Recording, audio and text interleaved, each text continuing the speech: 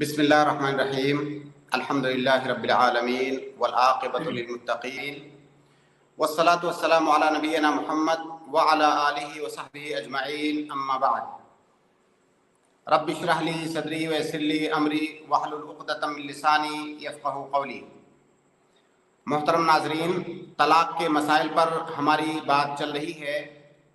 آج کی اس اسٹریم میں طلاق کے اقسام سے متعلق ہم انشاءاللہ گفتگو کریں گے۔ فقہا نے طلاق کے جو مسائل ہیں، طلاق کے جو احکام ہیں، ان مسائل اور احکام کو دیکھتے ہوئے طلاق کی تقسیمات مختلف اعتبارات سے فقہا نے کیا ہے، یعنی طلاق کی قسمیں مختلف اعتبارات سے اس کی مختلف قسمیں ہیں۔ تو آج ہم طلاق کی پہلی تقسیم کے بارے میں بات کریں گے، اور وہ طلاق کی جو تقسیم ہے، پہلی تقسیم، وہ الفاظ کے اعتبار سے ہے۔ اگر آسان لفظوں میں کہیں تو جب کوئی انسان طلاق دیتا ہے تو طلاق دینے کے لیے وہ کچھ صیغہ اور کچھ الفاظ کا استعمال کرتا ہے۔ تو وہ طلاق دینے کے لیے کون سے الفاظ کا استعمال کرے گا تب طلاق واقع ہوگی۔ تو اس کو کہتے ہیں الفاظ طلاق یا صیغہ طلاق۔ طلاق کا صیغہ کیا ہونا چاہیے کہ طلاق واقع ہو جائے۔ تو الفاظ کے اعتبار سے یا صیغے کے اعتبار سے طلاق کی دو قسمیں ہیں۔ پہلی قسم ہے وہ طلاق جو لفظ صریح کے ذریعہ دیا جائے، صریح لفظ کے ذریعہ سے طلاق دی جائے، یہ پہلی قسم ہے۔ صریح لفظ کا کیا مطلب ہے؟ صریح لفظ کا مطلب یہ ہے کہ طلاق دیتے وقت یا تو وہ لفظ طلاق کا استعمال کرے، یا طلاق کے جو مشتقات ہیں، طلاق سے جو مشتق کلمات ہیں ان کا استعمال کرے، یا کسی ایسے کلمے کا استعمال کرے جو اس کے سماج اور معاشرے میں طلاق کے لیے ہی استعمال ہوتا ہے، اور جب وہ کلمہ بولا جاتا ہے تو طلاق کے علاوہ اس کا مطلب کچھ اور نہیں سمجھا جاتا ہے، یعنی جس کے اندر کوئی احتمال نہ ہو، ایسا کلمہ استعمال کرے کہ ہر سننے والا اس کے سماج اور معاشرے میں اس کے ذہن میں طلاق ہی آئے، طلاق کے علاوہ کوئی اس کا دوسرا معنی ذہن میں نہ آئے، اس کے اندر کوئی احتمال اور کوئی شک و شبہ نہ ہو، اس کو لفظ صریح کہا جاتا ہے۔ اور لفظ صریح سے طلاق دینے پر طلاق اس وقت واقع ہوگی جب لفظ کو تنجیز کے صیغے کے ساتھ استعمال کرے گا۔ تنجیز کے صیغے کا مطلب یہ ہے کہ وہ ایسا نہیں کہے کہ میں اگلے ہفتے تم کو طلاق دے دوں گا، یا میں مستقبل میں فیوچر میں تمہیں طلاق دے دوں گا۔ تنجیز کا مطلب یہ ہے کہ جس وقت وہ طلاق دے رہا ہے، جس وقت وہ بول رہا ہے، وہ ایسے صیغے کا استعمال کرے کہ اس کا معنی اسی وقت طلاق واقع ہونے کا معنی اس کے اندر پایا جائے، اس کو تنجیز کہا جاتا ہے۔ تو اگر لفظ صریح کے ذریعہ کوئی طلاق دے رہا ہے، لفظ صریح وہ ہے جس کا معنی صرف اور صرف طلاق ہوتا ہے، چاہے وہ لفظ طلاق ہو یا کوئی دوسرا لفظ ہو جو اس کے سماج اور معاشرے میں طلاق کے معنی میں استعمال ہوتا ہے۔ جیسے انگریزی میں ڈیورس بولا جاتا ہے طلاق کو، اور ڈیورس کا معنی طلاق ہی ہوتا ہے، اس کا کوئی اور معنی نہیں ہوتا ہے۔ تو بہرحال مختلف زبانوں میں طلاق کے لیے مختلف الفاظ استعمال ہو سکتے ہیں، تو کوئی ایسا لفظ ہونا چاہیے جس کا طلاق کے علاوہ کوئی اور معنی نہ ہوتا ہو، اور تنجیز کے صیغے کے ساتھ اس کو استعمال کرے، یعنی حال ہی میں، ابھی میں تمہیں طلاق دیتا ہوں، تو اس کو لفظ صریح کے ذریعے سے طلاق دینا کہا جاتا ہے۔ جب کوئی انسان لفظ صریح کے ذریعہ سے طلاق دیتا ہے تو اس کی تین صورتیں ہوتی ہیں۔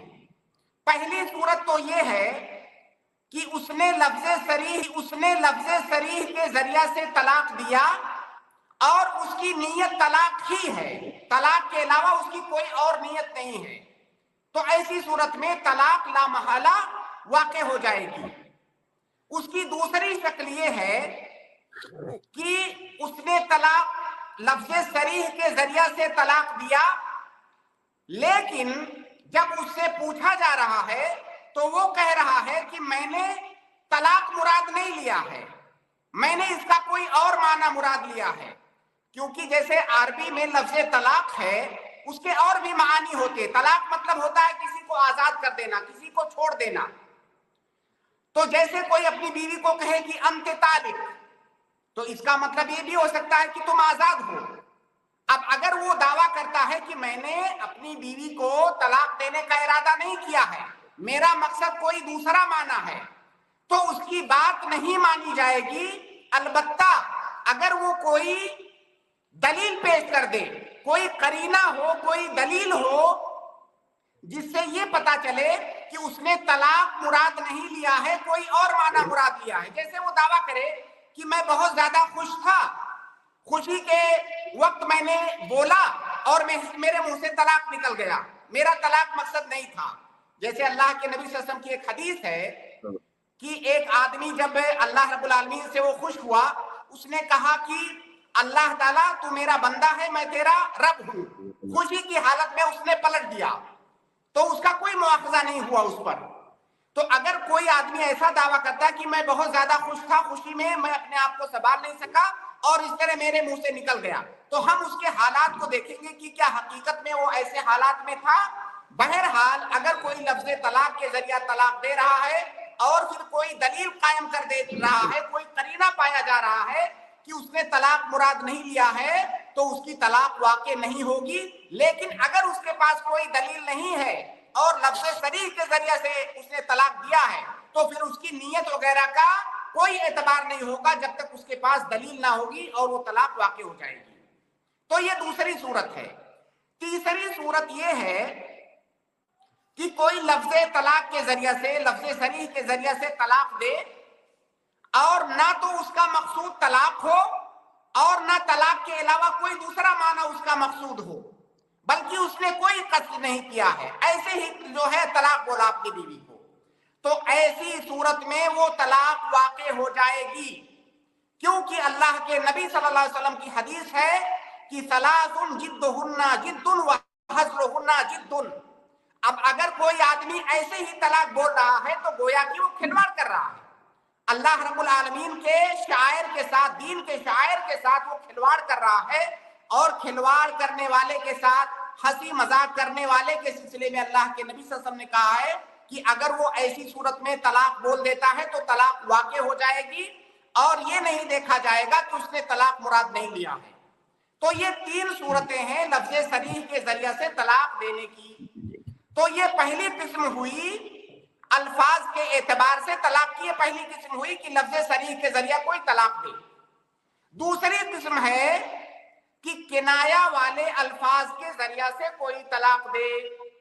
کنایہ والے یعنی اشارہ والے الفاظ، اور اس سے مراد وہ الفاظ ہیں جو طلاق کے معنی میں بھی آتے ہیں اور طلاق کے علاوہ ان کا دوسرا معنی بھی ہوتا ہے، یعنی احتمال موجود ہے. مثال کے طور پر جیسے کوئی اپنی بیوی سے کہے کہ میرے گھر سے نکل جاؤ، یا تم میرے یہاں سے چلی جاؤ، مجھے چھوڑ کے چلی جاؤ، یا اس طرح کے کوئی الفاظ استعمال کرے. اب ظاہر ہے اس میں اس بات کا بھی احتمال ہے کہ میں تمہیں طلاق دے رہا ہوں، اس بات کا بھی احتمال ہے کہ جو ہے وہ غصہ ہے اور جو ہے چاہتا ہے کہ بیوی سامنے سے ہٹ جائے، ابھی وہ چلی جائے، اپنے مائکے چلی جائے یا کہیں اور چلی جائے. تو دونوں معنی کا احتمال ہے. تو وہ تمام الفاظ جو طلاق کے معنی میں بھی استعمال ہوتے ہیں اور طلاق کے علاوہ معنی میں بھی استعمال ہوتے ہیں، انہیں الفاظ کنایہ کہا جاتا ہے. اب اگر کوئی الفاظ کنایہ کے ذریعے سے طلاق دے رہا ہے تو ایسی صورت میں اس کی نیت پوچھی جائے گی کہ تم نے یہ جو بولا ہے تمہارا مقصد کیا تھا. اگر وہ کہتا ہے کہ میرا مقصد طلاق ہے تو طلاق واقع ہوگی، اگر وہ کہتا ہے کہ میرا مقصد طلاق نہیں ہے تو طلاق واقع نہیں ہوگی. تو یہ ہیں الفاظ صریحہ اور الفاظ کنایہ. الفاظ صریحہ وہ الفاظ جو طلاق کے علاوہ کسی اور معنی میں استعمال نہیں ہوتے ہیں، اگر ان کے ذریعے سے کوئی طلاق دیتا ہے تو اس کی نیت نہیں پوچھی جائے گی، البتہ اگر وہ کوئی دلیل لے آتا ہے کہ میں طلاق نہیں دینا چاہتا تھا، میرا مقصد کچھ اور تھا، تو اس کی دلیل کا اعتبار کر کے طلاق نہیں واقع ہوگی. لیکن اگر اس کے پاس کوئی دلیل نہیں ہے تو ہر صورت میں طلاق واقع ہو جائے گی لفظ صریح کے ذریعہ. اور الفاظ کنایہ ان کے ذریعے سے اس وقت تک طلاق واقع نہیں ہوگی جب تک اس کی نیت طلاق دینا نہیں ہے. تو یہ دونوں قسموں میں فرق ہے. تو بہت سارے ایسے کیسز آتے ہیں، بہت سارے لوگ طلاق کے مسئلے کے ساتھ وہ تفنن دکھاتے ہیں، عجیب عجیب طرح کے الفاظ بولتے ہیں.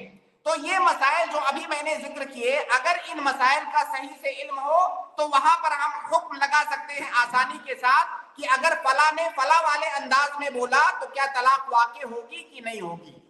تو یہ طلاق کی پہلی تقسیم ہے الفاظ کے اعتبار سے، جو کہ دو قسمیں ہیں: الفاظ صریح سے طلاق دینا جو بغیر نیت کے واقع ہو جاتی ہے، اور الفاظ کنایہ سے طلاق دینا جو کہ بغیر نیت کے واقع نہیں ہوتی ہے. جی شیخ. جزاک اللہ خیر شیخ، بارک اللہ فیکم.